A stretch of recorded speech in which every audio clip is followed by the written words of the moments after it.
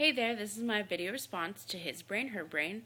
I have to say, overall, I really like this article just because I think it's an interesting topic, the sex differences in the brain. Because being the inner feminist I am, I like going back in history and hearing people say, oh, the female's brain is smaller, that's why she can't be as smart. Like, ugh.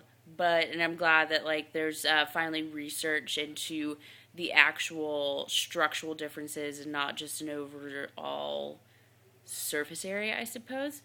Um, but I did find that, not to say that I thought that it was overall bias, but I do think the people need to tread carefully into the study of differences within the brain between male and female, just because I feel like when we find these differences in sizes, so whether it's like smaller or bigger, we use that, and then when we go to explain it, I feel like the explanations in a sense could be biased just because there's already these long running cultural stereotypes in place, I suppose.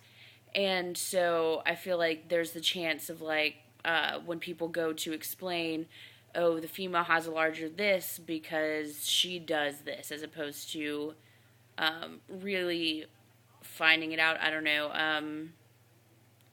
And I like one of the examples I can think of is with the females using landmarks and males using distance and whatnot, which actually isn't the best example because they found similarities in rats, which is definitely cool, and that to me proves, hey, that's actually just like maybe it's an overall brain design male to female difference or whatever, but I do feel like there's still the possibility of using that to explain it as opposed to finding the actual reason for it. Excuse me.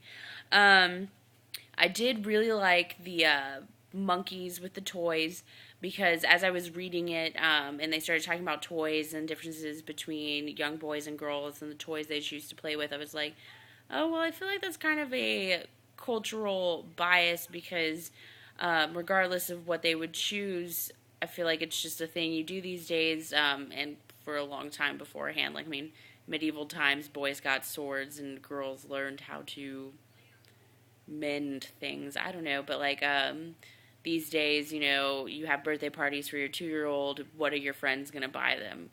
Probably a fire truck and a bat. And that's the toys that you're gonna buy for your child. You're gonna buy the gender appropriate toy for your child. But I mean, obviously, this day and age, a lot of people are trying to raise their children gender neutral, which could be an interesting experiment to run, but we won't get into that.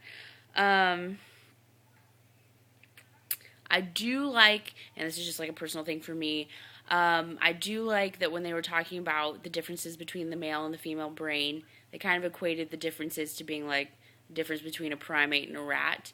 Um, in the sense that I feel like we have this superiority complex as humans, and that's something that's been in my mind, but taking like philosophy of science and going through evolutionary biology of philosophy talks with Dr. Cheerhart and evolution, that we really like as humans, we don't appreciate the fact that we came from somewhere. Like, we're not just this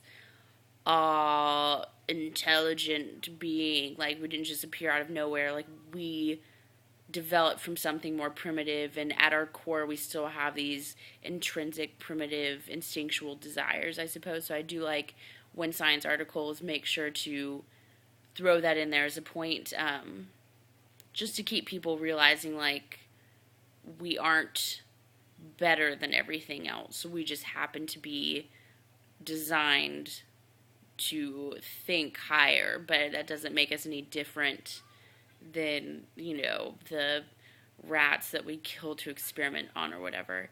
Let's see what else. Sorry, I'm reading my notes trying to put my thoughts together.